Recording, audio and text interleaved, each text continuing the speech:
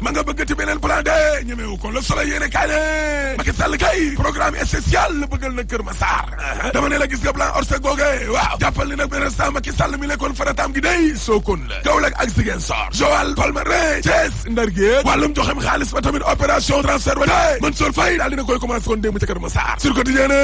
gis nga plan Orsec googe waaw Sokone ak Kaolack day Ziguinchor Joal Palmarin ak Thiès Ndar Géej Kër Massar waaw yii daal xam naa ni moom mooy faratawu président Macky Sall mi ne enquête yéene kaa ne yori no inondation yooyu waaw Macky Sall ngay tooy de parce que président Macky Sall démb ca conseil des ministres ba xam leneen ne am na yéene ne dem ci bërëb yi nga xam ne ndox mi kon dafa dugg te yooyee Sokone la Kaolack Ziguinchor Palmarin ak Joal Thiès ak Ndar Géej Kër Massar yéene kaa gi ne waaye gis nga député yi nga xam ne ñoom ñoo bokk ci parti démocratique sénégalais waaw la ñu bëgg daal mooy wañ loxol Moustapha Niasse mi la ngir ministre yi nga xam ne nag ñoo laale ci plan décennal lutte contre les inondations ñu déglu leen loolu dëgg tribune yéene kaa yi ne waaye nag ñii dañoo bañ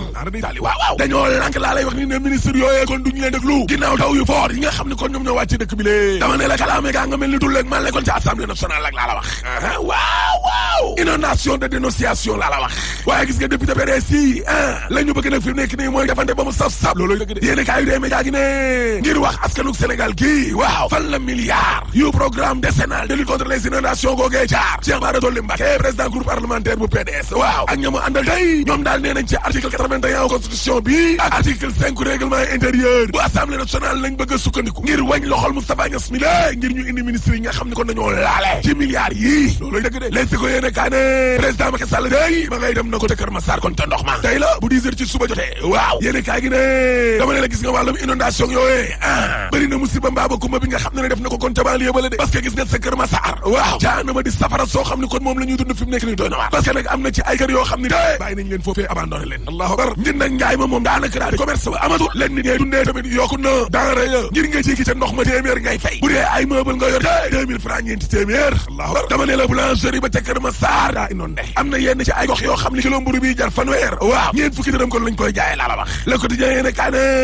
Macky Sall moomee kon ñuy xaar ca Kër Massar waaw tànkam yaa nga ca biir ndox ma laas ne Macky Sall nga jëm nag fu mi miti nag laa la wax ca banlieue ba waaw Macky en terrain miné Walfadjri ne Macky nga jëm nag fu ndox ma yëngoo lool tribune yéene kaay ne dama ne ay plan rek cay Afrique Sénégal gii plan rek ay plan de lutte contre la pauvreté plan de développement économique et social plan Sénégal émergent plan ñeng patati patata dama ne la Sénégal nag moo réewu Afrique yu bare bari ñoo nuroo di topp ay banque mondiale ak FMI yi pays africain ak Sénégal duñu def dara loo xam ne moom la ñu moom laa la wax originalité zéro moo taxit ay plan yoo xam ne xuusma ñàpp du mujjee fenn ci wàllum koom-koom suñu wàllum koom-koom gi lé les ko yéene kaay nee na wàllum gaz bitaan bi gaz gi ñuy toggee waaw ñi koy togg di ko produire ci réew mi day ci nañu de lool parce que li nga xam ne moom la ñuy yor stock ba jógee ci 5580 tonnes léegi la fa nekk ma tatul ñaari téeméer ak juróom-benn fukk ak juróom-ñett laa la wax mooy de 268 mar day taal nee nañ benn baan la de moo tax gars yi mënatuñoo déchargé wu te français ñoo amuñu benn problème de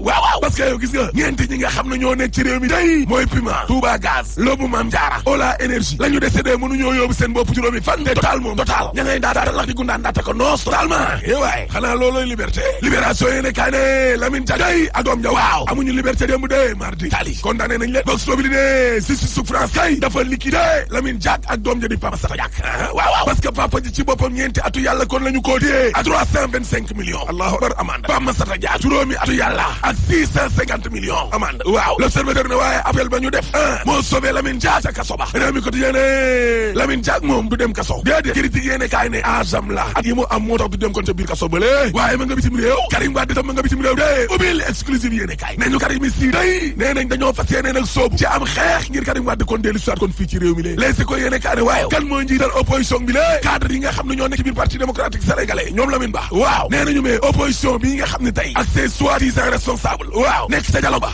mais ñoo ne woon Macky Sall nekkul président de la République reconnaître ko commencé ko ci Idrissa Seck nag laa la wax waa PDS dama ne am dil ci boppam dil la diggante Macky Sall mi la ak Idrissa Seck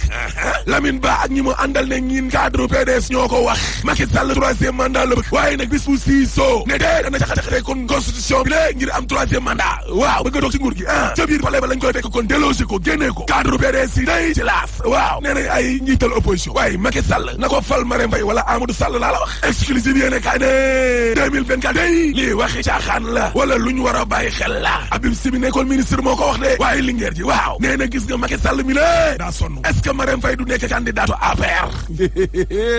la ilaha illallah waaye nopp dal loo tina Habib Sy ne waaw parce que Macky Sall benn amatul buzz. Macky sonn na. Macky bu waxee nit ñi déglootuñ ko. dem gii muy dem ci inondation yi ministre intérieur am lekk na lekk ga. Macky visitam bi amul coow. Macky mënatul togg leen mu ñor. Macky mënatul def lu bees.